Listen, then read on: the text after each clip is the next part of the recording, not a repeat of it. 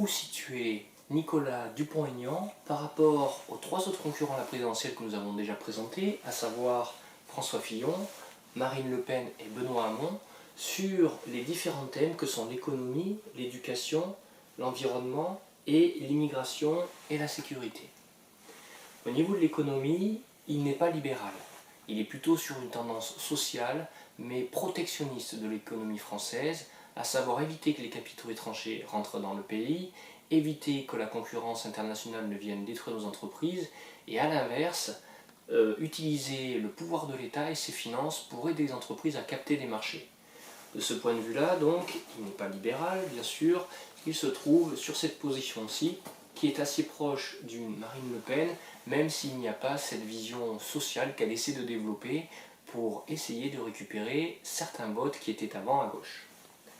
En termes d'éducation, Nicolas Dupont-Aignan est clairement pour un retour à des pratiques des années 50, 60, 70 de l'école. Il est contre ce qu'il appelle les pédagogistes modernes. Il veut revenir sur un certain nombre de lois. Il est favorable au chant de la Marseillaise, au lever du drapeau, à l'uniforme. Il souhaite aider la recherche et les enseignants en leur donnant plus de moyens aussi, malgré tout. Il est sur une vision plus traditionnelle qu'une Marine Le Pen, et une vision également qui est centralisatrice de l'élaboration des programmes. Par exemple, il est favorable à ce que l'enseignement de l'histoire soit celui du récit français, un récit qui reprendrait bien sûr les thèmes des Gaulois, des Romains, du catholicisme, pour que les jeunes Français, même d'origine étrangère, soient assimilés et soient fondus dans cette vision, cette certaine vision de la France. En termes d'environnement, Nicolas Dupont-Aignan parle de développer des énergies plus propres, mais pour cela, il parle du nucléaire. Le thorium et la fission du thorium qui serait plus propre, la fusion nucléaire à l'avenir, et il parle peu d'autres énergies renouvelables.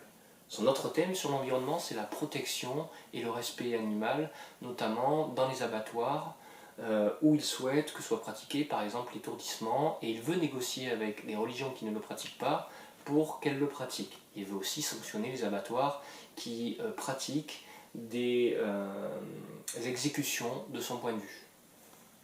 Sur l'environnement donc, il est plutôt ignorant d'autres thématiques comme la raréfaction des matières premières, comme la pollution des océans par le plastique, et il n'est pas passif comme un François Fillon, mais il n'est pas non plus aussi actif qu'un Benoît Hamon, nous pouvons le placer à cet endroit-là. Enfin, sur l'immigration, la sécurité, Nicolas Dupont-Aignan n'est pas vraiment dans le dialogue, il est plutôt sur une certaine fermeté vis-à-vis des délinquants, vis-à-vis aussi de certaines pratiques religieuses. Il est aussi pour une fermeture et non pas une ouverture par rapport à l'immigration, puisqu'il veut fermer les frontières et qu'il est favorable à l'instauration de quotas. Il fait aussi un parallèle dangereux entre chômage et immigration, puisqu'il veut limiter l'immigration quand le chômage est haut et l'ouvrir un peu plus quand le chômage est bas. De ce point de vue-là, on retrouve certains thèmes du Front National. Nous pouvons le placer donc à proximité de la candidate Marine Le Pen.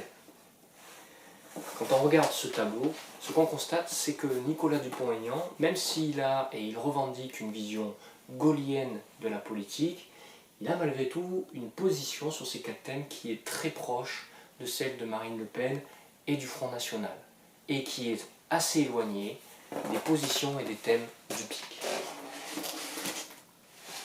Deux autres candidats vont vous être présentés rapidement, Jean-Luc Mélenchon et Emmanuel Macron. Suivez-nous, suivez le PIC, le vrai parti, le seul parti différent et du XXIe siècle. Merci à tous.